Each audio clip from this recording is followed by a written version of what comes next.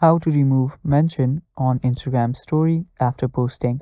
Hello guys, this is Atticus and welcome back to another tutorial video. In today's video, I'll teach you guys how you can remove mention on Insta story after you've posted it. So let us begin. First, open up our Instagram. After you've done that, if you want to check if you can remove the mention or not, just open up the story, tap on the three dots on the bottom right, and after you're there, tap on add mentions. Now here you will see all the people that you can add and all the people that you have added. So here there is no option to undo this.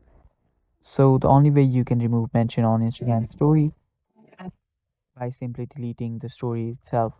Delete the story, and after you delete the story, re-upload the story without the mention. And that is how you can remove mention on Instagram story after you've posted it.